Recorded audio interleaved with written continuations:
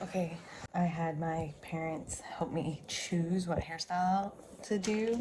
I like laid it out on the table. It's like, do I do black? Or do I go ombre into burgundy or a bright red? Ombre into burgundy one. And I think it's winning on Instagram right now. I'm gonna throw in a little bit more burgundy pop after, but I just wanted to record a little bit because I plan to do a little bit of an ACV wash to try and make it last a little longer. So I'm gonna get a little bit of footage of that. This is the winner. These are the winner. Oh wait, not this one. Was it this one? I think this one's mixed with the red. Oh, it's really bright. This one. Do all of it. Whoa. We'll see.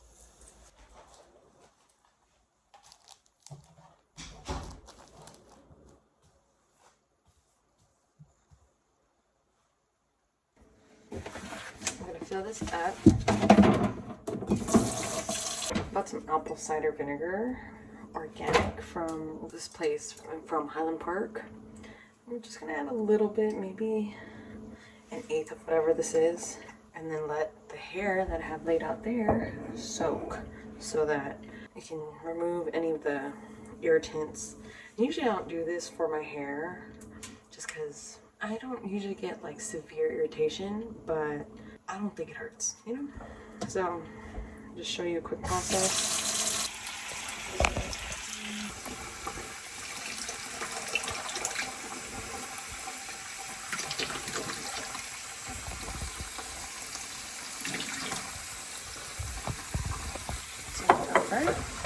I'm gonna take all this hair. I have about 8 bundles in here. 1, 2, 3, 4, 5, 6, 7, 8. About 8. Some of them are a little bit less than a full one because I've used some before, and I know this is gonna be way more than I need, but I'm considering adding a little bit of length, so I might need some excess.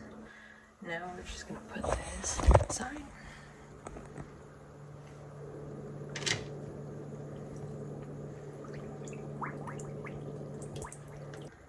This is gonna soak, and you can already see the film that's coming out.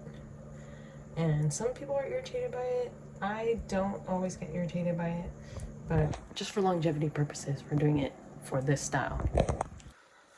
Okay, I just decided that I'm gonna let that sit for a few minutes, maybe like however long it takes me to, you know, wash my body and shower, get ready for bed, and then I will go and hang it outside for it to be ready and dry, just dry all day outside tomorrow. That's what I meant to say.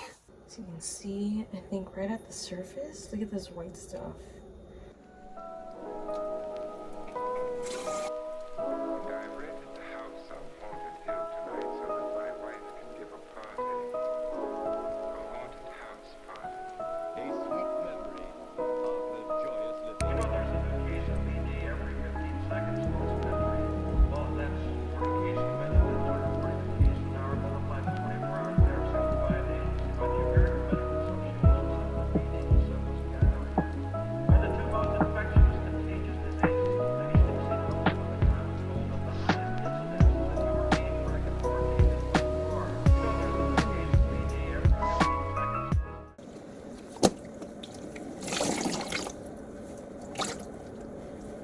So I'm gonna squeeze out some excess,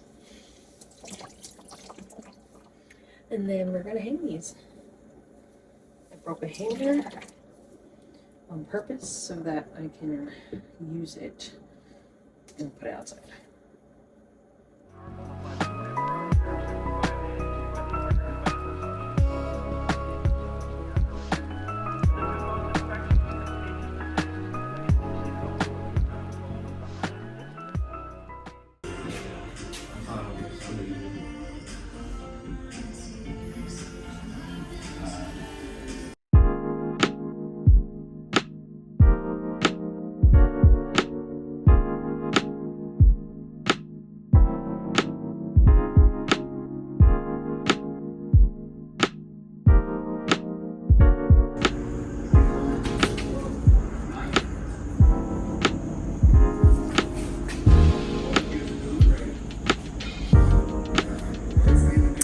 So I have the front preset. Now we're just gonna move down to the back part here.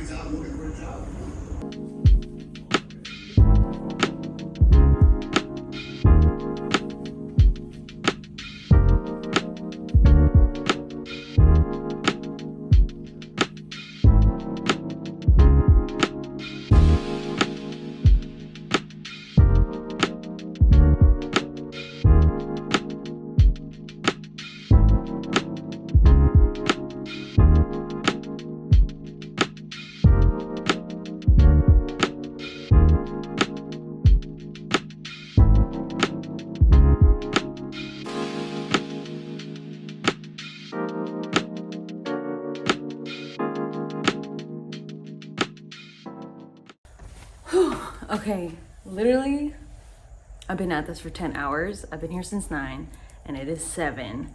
I am gonna go to Hula in like 20 minutes. Oh my God, in 20 minutes. Maybe I should pack up right now. I'm gonna finish this braid. I have 4 rows to go up here and then 2 on each side. This is like the fastest I've ever done this before, and it's because of pre-parting.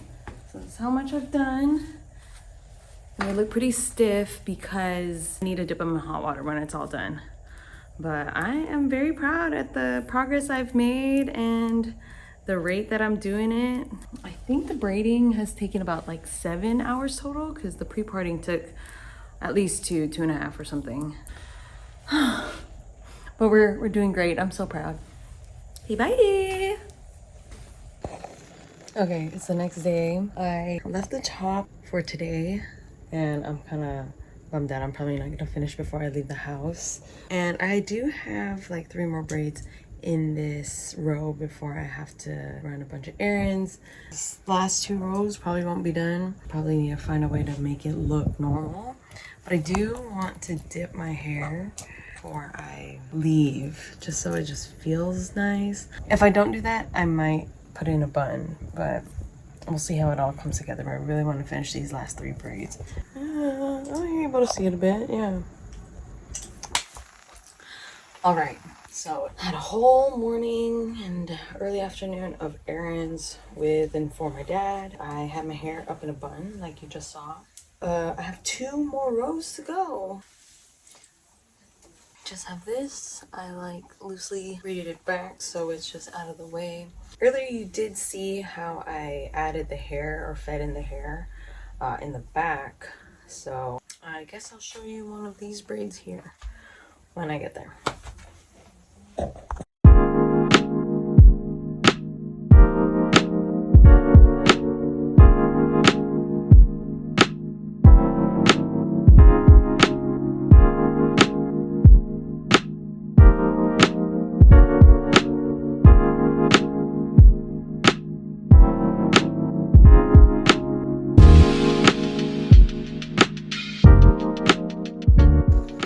Okay, the light is up now. Let's show you a little progress. I did 3 out of the 8 braids that are left. I also have these little alligator clips, double prong clips, holding the braids so they don't unravel like this. So when I dip it, it's gonna set with braids not looking unraveled. So I'm gonna go back and do that for the rest of these. I'm gonna show you how I do this braid. A little bit of product. Oh my gosh, there's hair all over this place. This tib. So I've been using this pure, neat braid conditioning gel and then the Shine and Jam. That one, I've actually been using them like reverse. This one, the red tub from Shine and Jam, I like to use it, not the scalp, but just not even molding. I just want it to come together in place. The hold is a little like not too strong. I feel like it doesn't tug on my hair as much as like the other one would. And the other one I would be tucking in my ends. It gets hidden a little bit easier. I mean, yeah, not perfectly, but yeah. So I also have a holder that's holding my hair, and I used to separate my hair on a threader, but I'm learning that it kind of takes a little bit more time. The holder that I have, it's actually like a metal wreath holder, like to display wreaths and everything.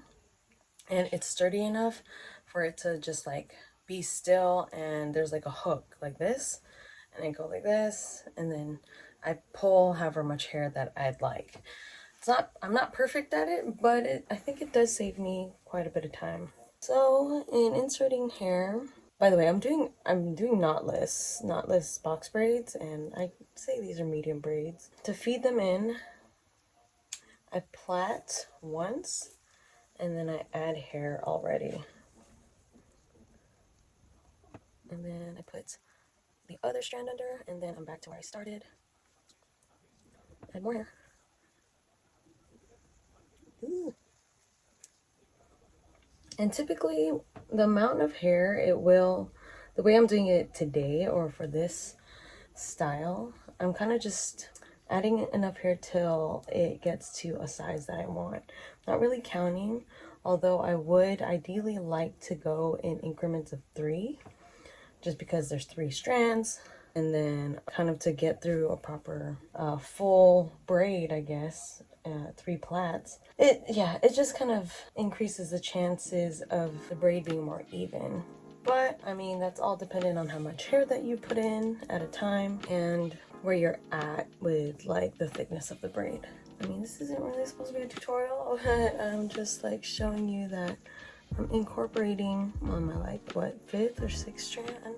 I think the tricky part initially used to be like hiding where the hair was added and getting them even. So kind of with respect to the hair to my natural hair and then the hair that's being added, I want to try and make it even, but if I don't and I've kind of reached the thickness that I want, then I'll just be borrowing hair from strands so that they can be a little bit more even.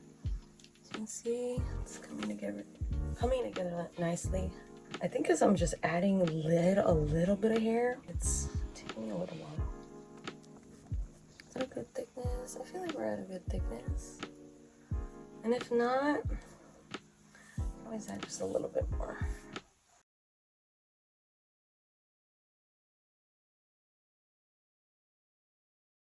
Okay, so the ends are dipped. I wanted to try this other method of using a steamer for the shaft a little bit more, just so it can, you know, kind of soften it just a tad. Be a little bit easier on my head than actually like dipping, you know, where my real hair is into the hot water.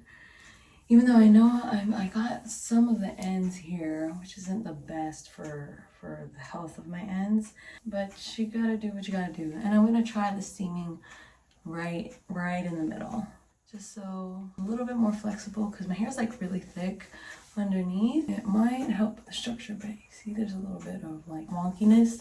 So we're gonna see if the steamer can help make it more flexible. Okay, so I'm gonna put some, actually, I'm gonna cut these ends. The way I like to do them, I use 2 types of scissors. Normal scissors and then some thinning shears. The thinning shears is the most important one because it'll help maintain that feathered look. You can use the regular one to kind of cut the length. You see how blunt it looks? I'm just gonna feather that out by going downward. I don't really use these ones for anything. I got them from cosmetology school, and I've kind of found myself with other shears now, clients. So these have stayed relatively sharp. You can see how feathered it looks with this.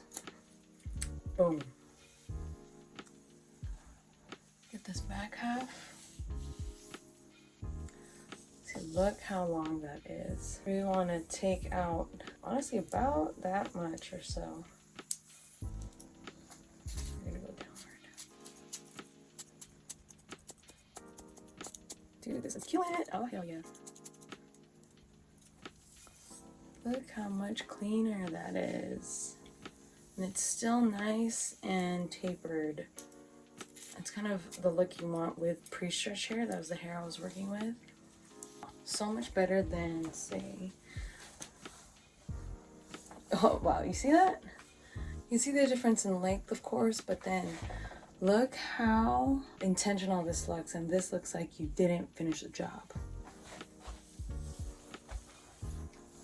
Bring this forward again. Try to make it relatively even. I guess that's also important.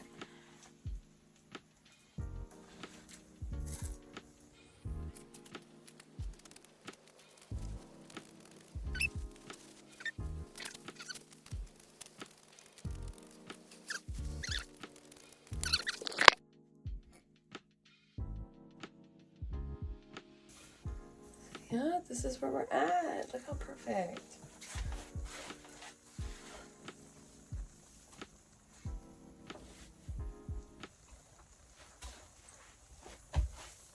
So much flatter. Oh my gosh. And the way my fingers can kind of just brush through these. Yeah, the Knotless hair usually starts off kind of poofy. And then when you dip it in hot water and you do it properly and it's not tangled, it becomes nice and smooth. All right, so I think we've reached about the 2-week mark of me wearing this style. That's about average of how long I keep in box braids for my own head. Yeah, so this is the color. You can see it when I hold it up. You can see the dimension. The reds and the burgundy came together really nicely, but I won't be able to take any photos, like cute proper photos, over the next few days because I'll just be working. Typically when I have like just a little bit more free time, I'll like put on some makeup and I don't know, at least some lashes, put on a cute outfit and take some photos outside. But times are just a little bit different now and I can't really do that, so we're making do. And I just wanted to show you the final product of the fruits of my labor and that I was able to rock them for a solid 2 weeks. But as I'm recording this right now, we just entered 2025, and I do like the idea of something a bit cathartic when it comes to removing the braids and removing the hair and the whole takedown process. For some reason, it's just like a really cathartic experience, just releasing a lot of the energy that I was holding on to. I was wearing the style, or you know, I can kind of just see it as like me letting go of 2024 and embracing the new year. Something just like meditative and ritualistic to just take it all down, really massage my head, get a good hair wash in and stuff. So I just want to record, show you all how it looked at the very end. It's pretty rewarding when you do something on your own with your own hands. I feel like you have a different type of attachment to the act of these styles. Yeah, they just hold a special place in your heart when it comes to like your own craft and everything. And I'm glad everybody else is able to see and watch and enjoy as well, while I pay respect to just such a meticulous type of trade when it comes to hair. And it's only gotten me better. Like I feel like I've really improved as a braider and just like understanding like how to make it the best iteration of the style. Hopefully through this channel you're able to see the evolution as I kind of feel the evolution as well, you know, as a braider and as a stylist, as a barber and such. Thank you so much. I'll catch you in the next video.